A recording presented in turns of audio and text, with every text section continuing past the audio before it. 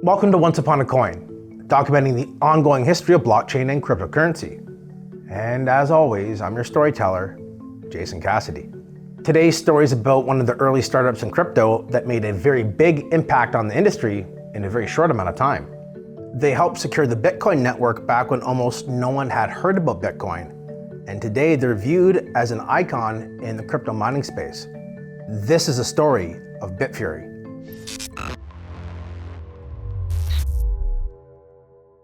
Sun cast a shadow, a digital line is coming over the mountain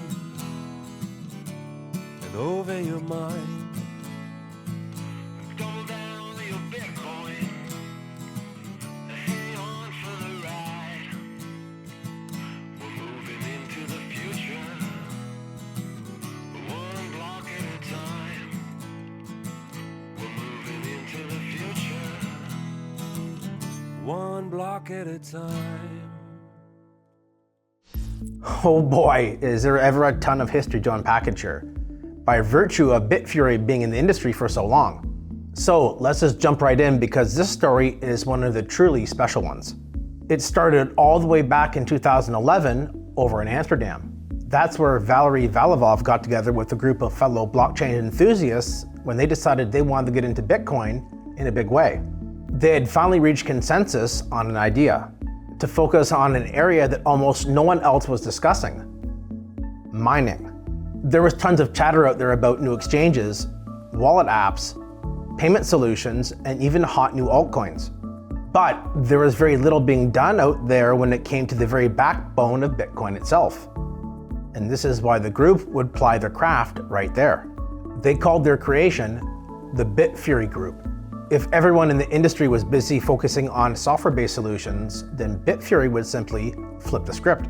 Instead, they would focus on the hardware side of things where there was virtually no competition. With not even an official office to add to their overhead, the company wisely decided to create some income for themselves by mining Bitcoin. They could then sell the Bitcoin to fund various projects, most of which were centered around improved hardware solutions for the mining industry. And there was a lot of room for improvement when it came to mining. During this time period, the mining industry was still very much in its infancy, and what that meant was that the hash rate on the Bitcoin network was still pretty low. Said another way, there weren't many people competing on the Bitcoin network when it came to mining. And thus, you didn't need a custom-built powerhouse of a mining machine to actually acquire some coins. Back when Bitcoin was released in 2009, all you would need to effectively mine was a laptop, as your CPU would be good enough. As more people joined in, GPUs, or graphical processing units, became the next level up. 1 year after Bitfury was formed, in 2012, the mining game had evolved to the point where FPGAs were prolific. Bitfury was about to turn this model completely upside down. They saw that the future of Bitcoin mining would not be about random fans doing it at home as a hobby. Instead, it would be dominated by players that would have specialized hardware running 24/7. Okay, so they had the vision. Now they just had to bring it to life. Over the first few years, the company went through numerous iterations of vastly improved mining hardware prototypes. By the time 2013 came around, they were ready to hit the market with their first major offering. And it's a good thing that they were ready by now, because at this point, they weren't the only group of thinkers that wanted to do something big in the mining space. Other companies had now joined the party, all looking to innovate themselves into the upper echelon of cryptocurrency. Avalon, ASIC Miner, Hashfast, KNC Miner, and Butterfly Labs were all names that Bitcoin miners were having to make themselves familiar with. 2013 was the year of the ASIC, or Application-Specific Integrated Circuit. ASICs were the next generation of mining hardware that were very quickly replacing FPGAs en masse. These small machines were dedicated to just one task: mining Bitcoin. And they did it incredibly well. By the time I was seriously getting into Bitcoin in early 2013, it was the mining industry that I started out in because, quite frankly, I found it to be fascinating. So I can personally attest to the fact that it very much was an arms race in the mining industry during this time. I got involved with one of Bitfury's main competitors in ASIC Miner. which turned out to be a life-changing experience. ASIC miner's story is arguably even crazier than Bitfury's. And luckily for you, we've dedicated an entire episode about that story, so you can learn all about it once you're finished watching this one. If you're wondering what Bitfury's offerings looked like and how much they cost, well, we got you covered there too. Keep in mind that 2013 was a crazy bull market for cryptocurrency, with a lot of new people flooding in, pushing up the demand on the limited supply of Bitcoin. This put even more pressure on the mining companies to produce fast and efficient machines to help satisfy the growing demand. By the fall, Bitfury had promised to release its newest armada. If you were on a budget, you could buy their starter kit, which was a 25 gigahash a second miner, coming in at around $1,000. This was their entry-level offering, but if you wanted to kick some serious hash, you had options. You could always upgrade and spend $10,000 on their 400 gigahash a second miner, which was a true beast of a machine. And if you really knew your hardware, you could always tinker with the miner and try to overclock it to squeeze even more juice out. And all this was being done with the aid of a 55 nanometer ASIC chip. As soon as one company announced a new ASIC, another company would come out and trump that announcement by declaring they had their own new miner with an even smaller chip. It was 28 nanometers in this case, and it would hash faster and cheaper than all of its predecessors. In the span of just a few years, mining had evolved to become its own specialized sector within crypto. And if you were willing to pay, you could make a mint. As time went on, each new iteration of miners became smaller and more efficient. The entire time that Bitfury was selling their machines to the growing mining industry, they were also mining a metric shit ton of Bitcoin for themselves. There was a delicate balance that had to be struck here. You could mine Bitcoin with your machines as a source of income, but you also had to sell a certain amount of hardware to keep the cash flow going. Bitfury could also just sit on the Bitcoin they had and wait for the price to go up. But to pay for monthly, consistent, ongoing costs, sales would be needed. By the time the calendar flipped over to 2014, the bull market was over and a nasty crypto winter was settling in. Bitfury had done as well as anyone had during the previous 12 months.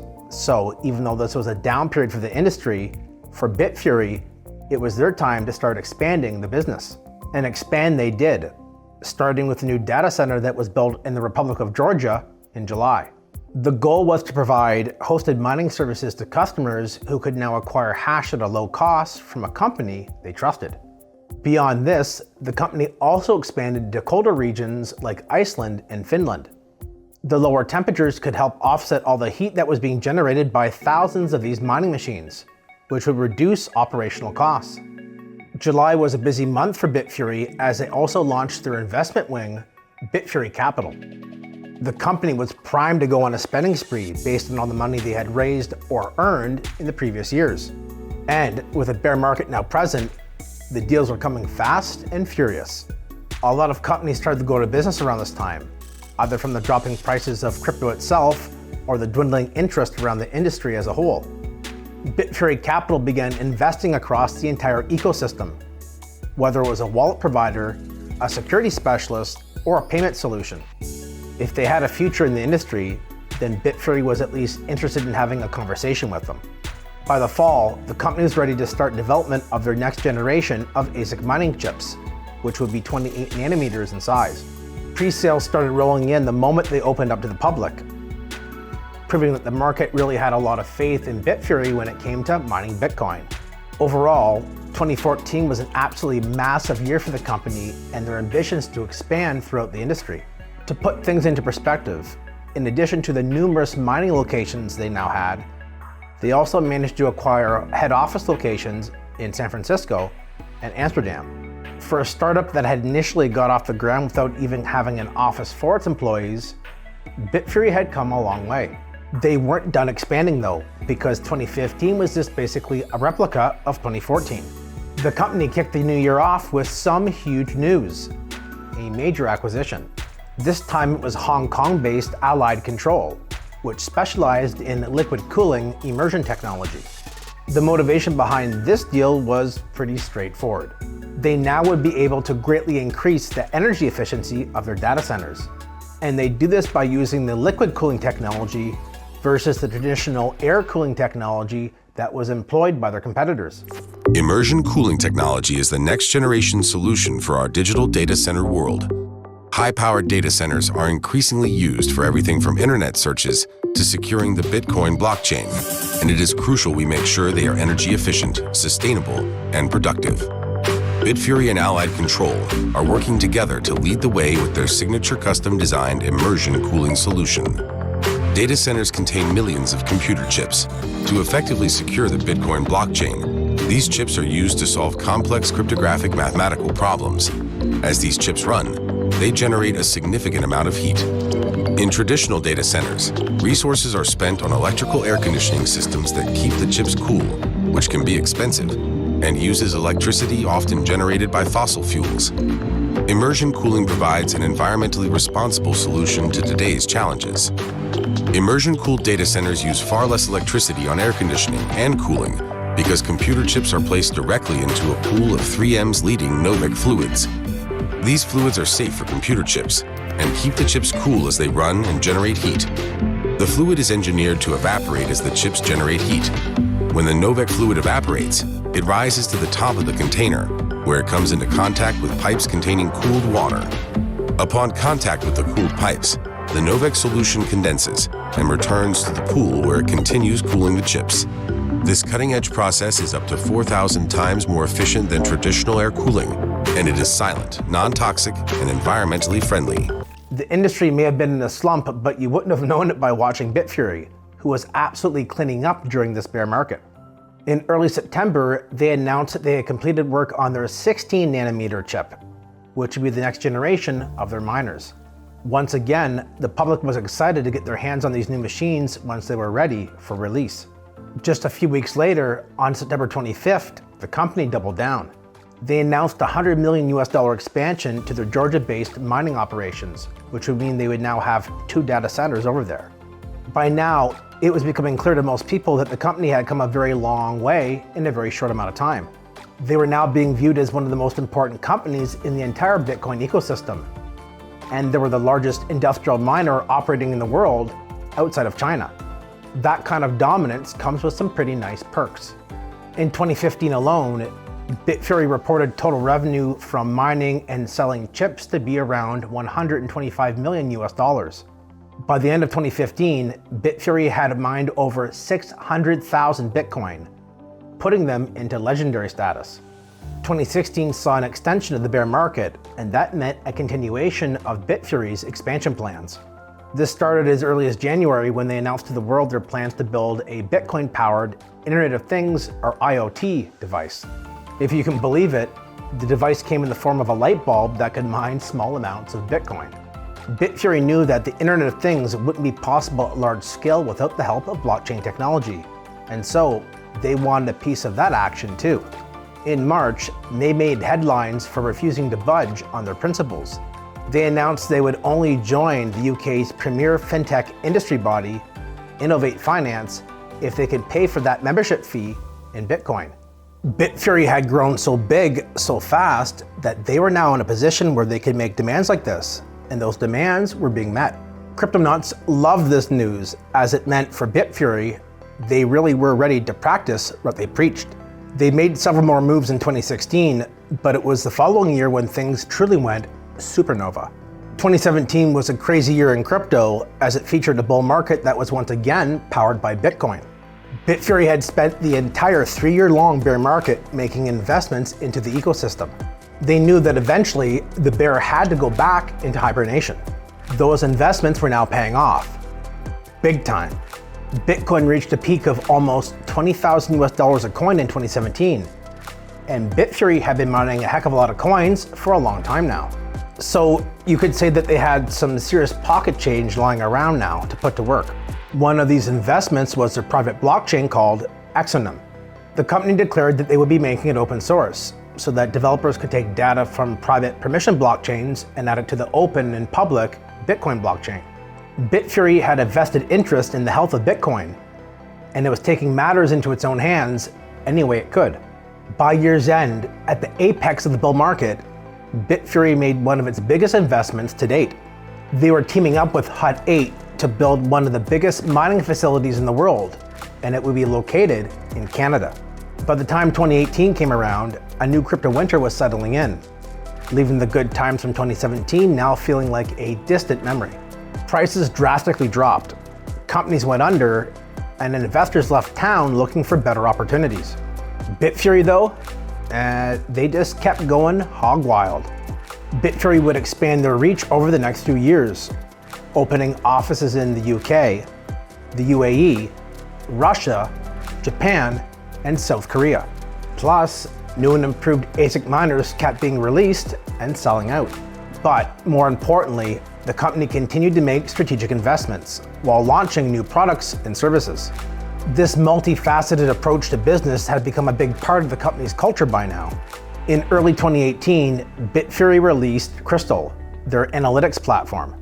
This would help agencies all across the globe that were fighting crime that was taking place within the Bitcoin ecosystem. In May, they shocked the mining industry by doing something that no one thought was possible. Bitfury announced the Black Box AC, which was truly something to behold. In essence, the Black Box was a 40-foot long shipping container that had been converted into a mining station. As claimed, in just 500 square feet of space, the Black Box had all the capabilities of a full-size Bitcoin mining facility. This plug-and-play mining solution contained 176 air-cooled mining units that were capable of reaching up to 8 petahash per second. This absolute unit of a mining spectacle would require a technician on site for a day or two to complete installation. You just needed to have enough physical space to deploy the Black Box and a reliable source of electricity to power it. And to close out a great year, in November, they acquired a minority stake in the blockchain services company called Final Frontier. This company really was on a mission to dominate the entire crypto industry, and they proved it again when in January of 2019, they released Peach. This was a digital currency payments platform for businesses that were making use of Bitcoin's Lightning Network. Just a few months later, and it was being adopted by HadePay in the US. They made an even bigger move in 2021 when they announced the creation of LiquidStack. LiquidStack would be spun off from Bitfury, who would see their Allied Control acquisition be rebranded and restructured. Data centers were becoming big business, as mining in the 2020s was akin to printing money. That privilege came at a cost, and Bitfury was more than happy to pay that price. With LiquidStack, they could now take liquid cooling technology to the next level. They are still making investments into the industry via Bitfury Capital, which now boasts an impressive list of entities under their umbrella. Plus, they're still trying to expand their reach across the planet, finding new and improved areas for mining facilities. All this from a humble startup in 2011 who wanted to get involved in Bitcoin and try their hand at mining. What has come since is some of the best mining hardware ever made, plus a slew of other accomplishments. It's fair to say that Bitfury started out as a mining company, but today they represent so much more than that. They remain a pillar within the Bitcoin industry, and they're a pioneer from the early days of cryptocurrency. Most companies don't do well historically when they try to grow too fast into new areas. But Bitfury is one of the few exceptions to this rule, and they serve as an industry steward today because of it. I hope you enjoyed today's stroll down memory lane. Until next time, have fun and enjoy life, my friends. I'll be back soon with another incredible story to tell you.